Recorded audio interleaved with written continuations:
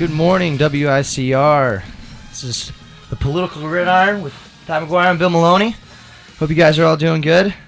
I know we're doing pretty good. I mean, we had a rough week starting out, but I mean, we're gonna be going pretty steady come the rest of the semester. So I'm pretty excited. Yeah, big snow day yesterday. Indeed. Yeah, it's snow day. Indeed, we've had quite a few recently, but we're back in school, but. We're going to be looking at a few more. I can smell it around the corner. I mean, that's like the whole funny thing about this, about the West Coast. I mean, East Coast, West Coast. Yeah, a few missed classes, a few extra essays. Who's counting? A few extra essays is undermining it, but no, I mean, I'm really excited to work with you and just kind of go on the political gridiron of things, because this will just be a nice clash of clans kind of idea. And also, it makes perfect sense since it's actually a clash. You're more libertarian, I'm more conservative. But also, we met actually through rugby and through announcing the rugby game together. Right. I think you were injured, and I was just doing my first thing there ever, and you just taught me the ropes, so to speak, with rugby.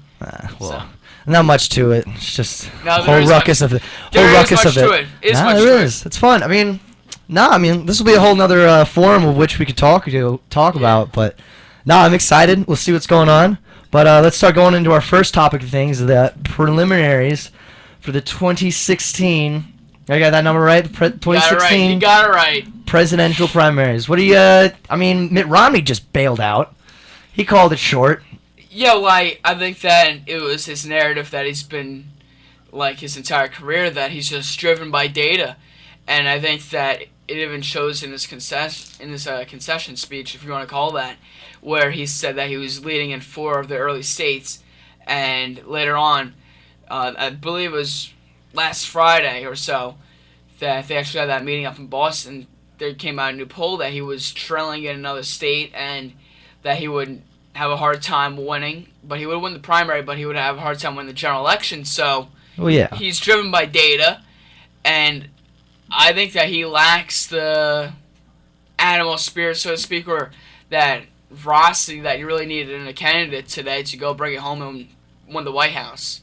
Yeah, no, I mean, I completely agree with that. I mean, when you have, like, such bigger issues, I mean, like, within 8 years of what President Obama, I mean, we could arguably say has achieved or hasn't achieved realistically, yes. But, I mean, one of the biggest issues, I'd say, within his presidential, his presidency is that we look at such issues like healthcare and how that was such a big forum back in 2008, and I feel like that was one of the biggest key factors in that election. And now that we see what Obamacare has become, I don't know. I mean, we have much to really look up to. I mean, when it comes to either whether or not we're going to reform it, we're going to keep going with what we're doing here.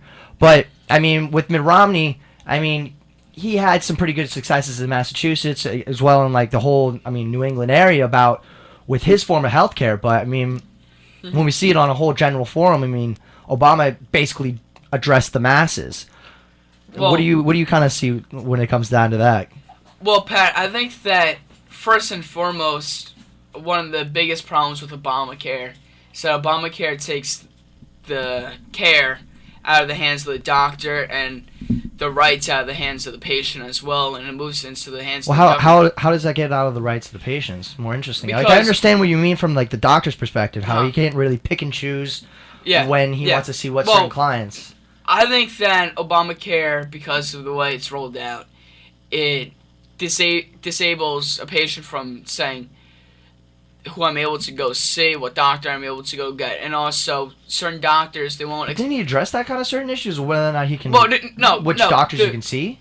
No, the issue that Obama addressed is that he said that anyone would be able to go get health insurance, but that does not require doctors to go pick up your health insurance, and so your health insurance is weakened.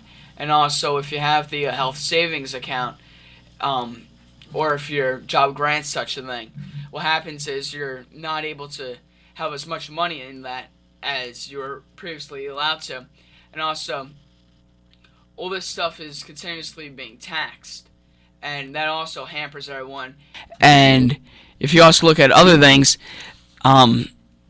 everything's just driven up. The prices of drugs and pharmaceuticals have also driven up. But I think that if you're looking for a Republican who's going to go who's going to go roll it out and get rid of Obamacare, you really shouldn't have someone like Mitt Romney, because Mitt Romney, he offered Obamacare Light, Romney Care.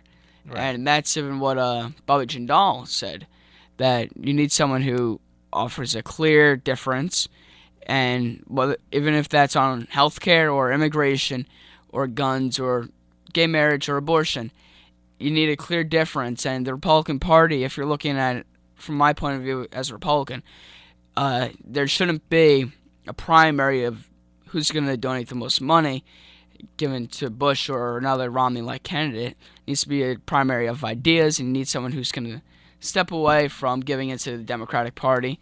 Well, I need someone who's going to go offer a clear difference, because this country right. needs You need a clear objective. clear objective. Exactly. You need a clear objective to be able to definitively figure out what's going to work for the country and what's not. Yes. However, most of that money we're getting from is just, astronomical. With the running debt that we have going, it's just going to be kind of hard to really see necessarily an end to, our debt as a whole. But I think more so it's just having healthcare security is what America is looking for in essence. And I feel like with Obamacare, it really is assuring security, but it isn't in the most beneficial way. I understand that most doctors aren't seeing certain amounts of healthcare, but I feel like the whether or not which doctors you can see is really not a big enough issue to talk about, as opposed to what kind of for instance, what kind of procedures that certain client would be able to see, which whichever certain doctors that person can see, or whether or not what kind of conditions they may have. I think whether or not the doctors itself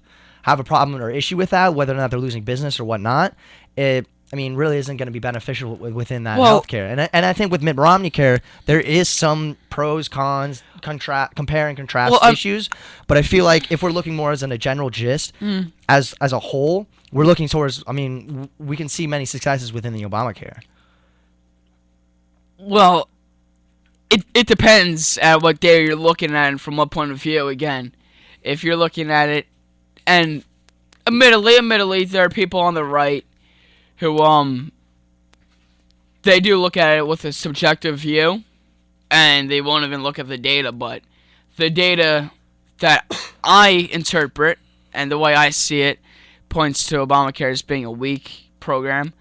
But Pat, I'm just not overall a big fan of Obamacare. What it does is it takes doctors and dentists and everyone else, for the most part, and instead of having that glitzy, or not even glitzy, just what you envision a doctor to really have, that life where if you want to go open up a private practice or family practice or whatever, you'll be able to because you've worked hard enough to and you've earned that right.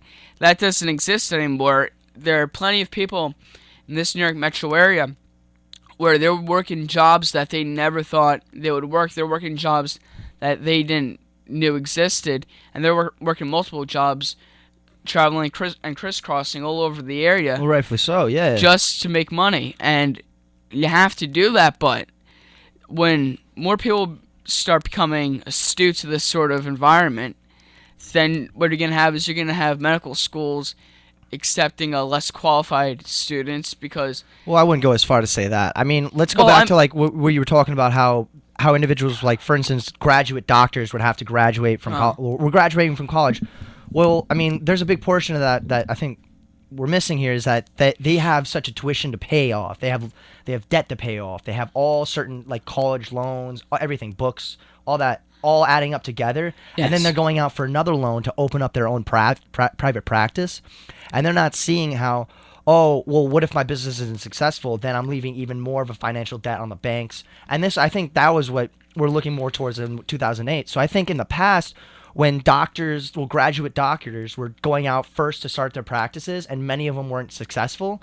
And we could say this about any other business, even within the,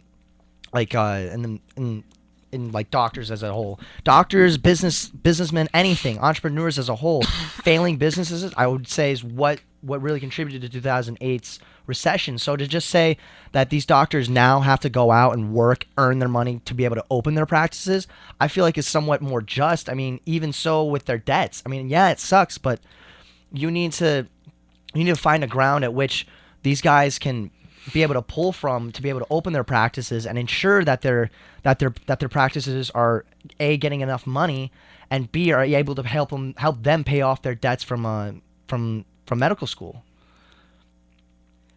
Well, Pat, no one's arguing that they shouldn't be out there working to go pay off their debts, because merely if you do have a debt, then you should pay off your debt. Rightfully so. But what the problem is, and there are two problems with this whole culture that Obamacare has created. And before I get to it, I'll preface it. The ailing businesses were not the cause of the 2008 recession. The ailing businesses were the effect of the recession. The cause of those ailing businesses were the continuous mountain full of regulations that the government has continued to push upon people, with also enabling upon the medical field this whole amount of malpractice.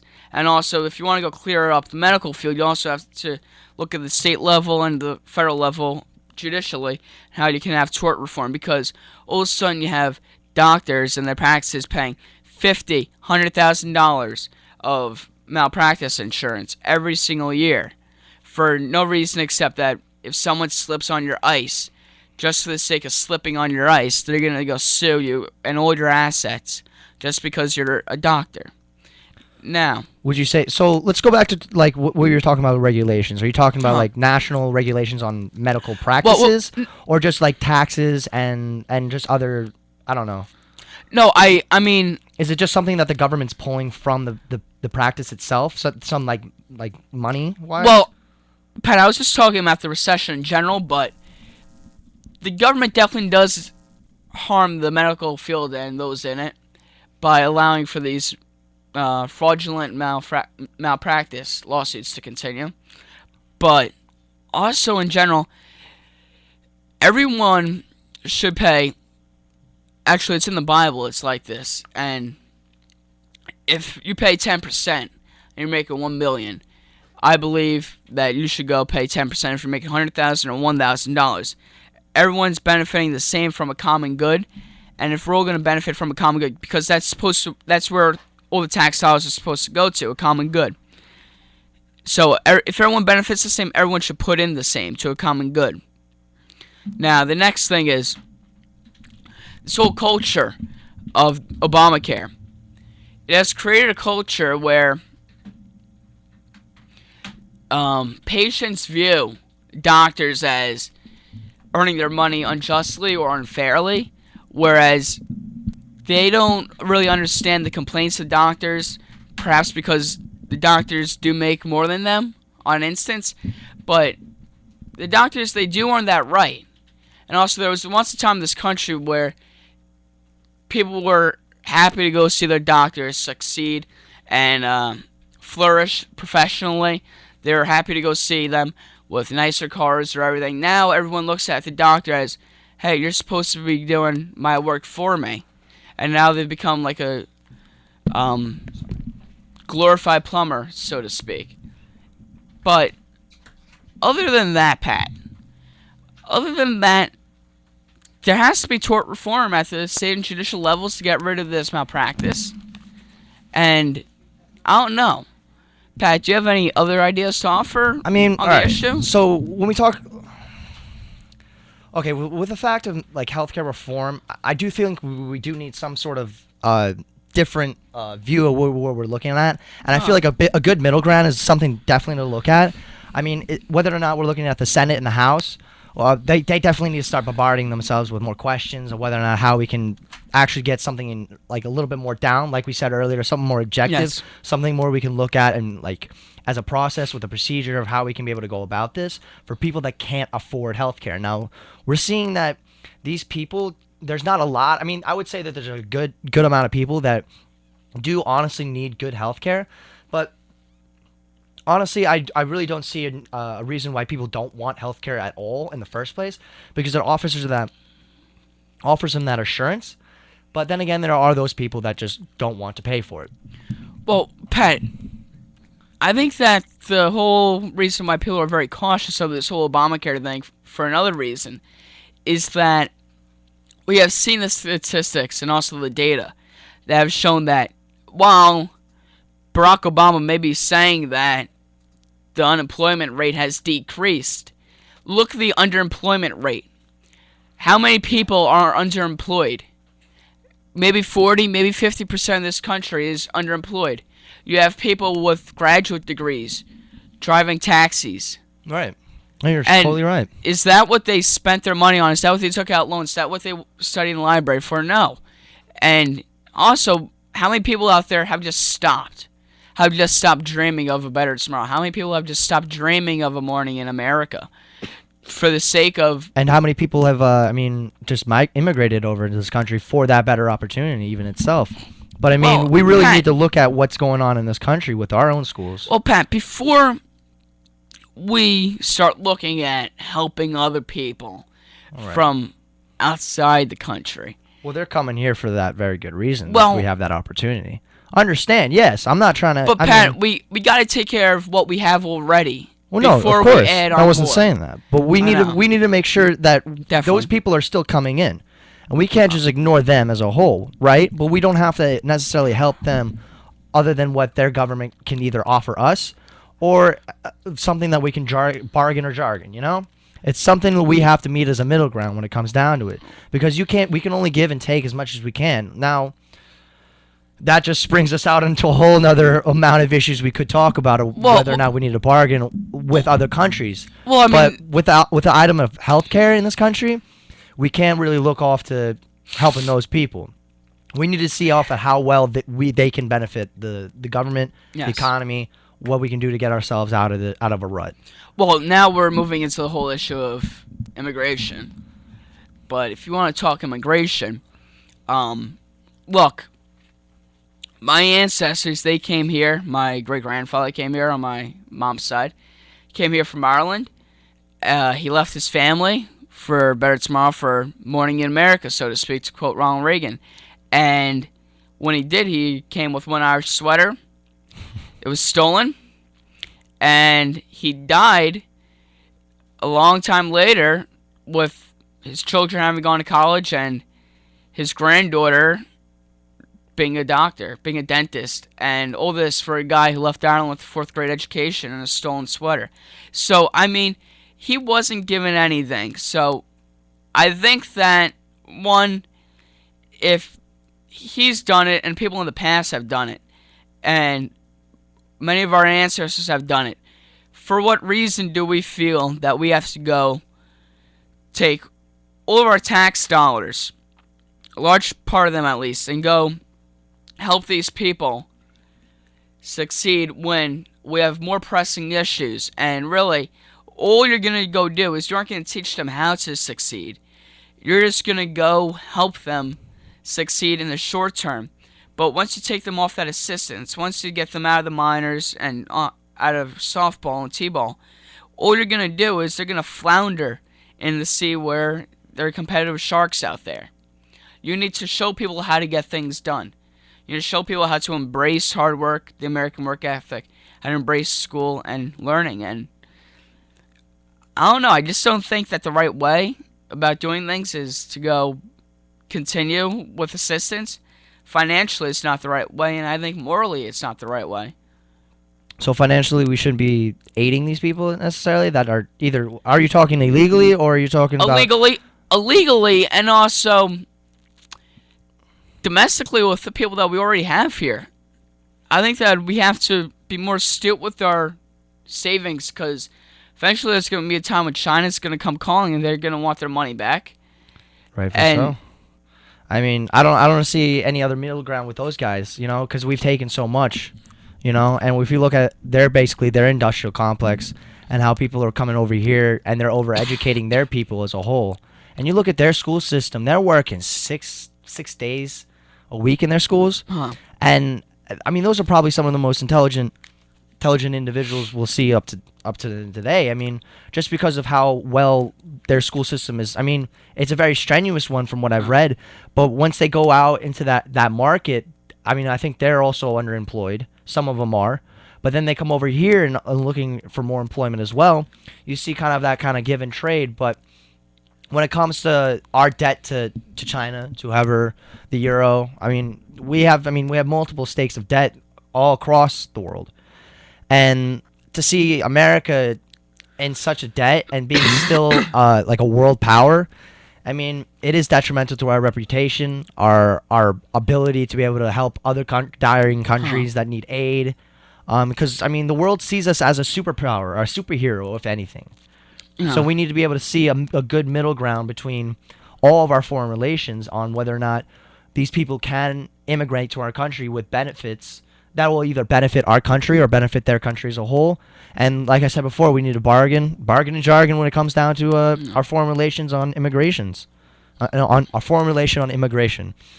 Well, Pat, America, and rightfully so, it does serve as the beacon of hope and last hope and freedom in this free world where democracy thrives and where the American dream, if you actually still believe in it, and I do, where the American dream is still alive and well.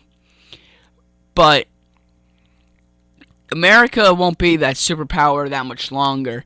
If America lives and allows for a society where people get things not on the basis of their merit, but on the basis of government assistance, and then once it's taken off that government assistance, because really, when you think about it, if you're living off of the aid of government assistance all your life, then all of a sudden you jump into a private world or a place where government assistance really has no real impact.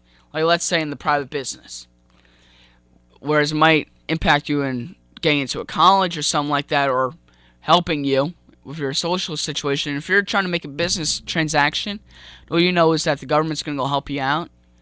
Really, what training do you have to go be dominant and thrive in that sort of position? You don't have anything. And also, if we keep on pushing money towards this whole issue of immigration, we have to go help them. One, we aren't even being responsible with the way we push the money.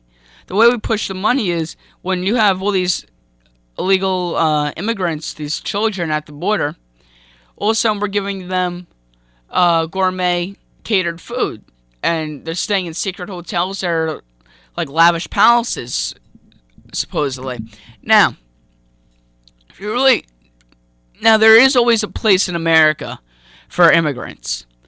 But the right way to do it is to go do it when you're in your own country, or if there's another channel, to go do it properly. Because I find it hypocritical. If you want to go talk about hypocrisy, it's hypocritical to go give someone a $7,500 parking ticket for not paying their meter for 5 minutes. And then when someone is stealing citizenship in my belief, and not punish them. Because there are a lot of people here coming. The reason I say the word stealing citizenship is because they're there. They're stealing the jobs. They're stealing the jobs. They're stealing the jobs, and they're stealing education. So let's say most importantly, I think they're stealing education, healthcare benefits, numerous amounts. And then they take that education and they go back to wherever they come from, Mexico, China, Japan, you name the country, and then they're using that to go beat out America. Now, if you want to come here and be an American, be an American. Now, I don't label myself as an Irish American because I'm an American. I don't think that there's a need for saying, oh, you're African American, you're Irish American, you're Indian American. No, you come here and you left Ireland, you left Africa, you left India, and you're here in America. You're proud of your country. There's no need to go take that good back to wherever you came from, because if you do, you're stealing from the owner. Let India, let Africa, let Ireland provide you with that education if that's where you want to go. Make Ireland better. But if you want to be here, make America better. Well, you heard it here first. Make America better. Well, we're going to be talking... we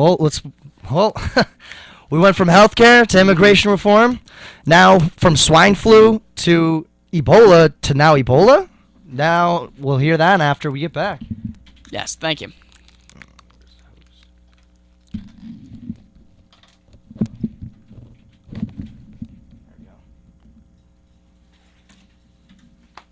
Did you record?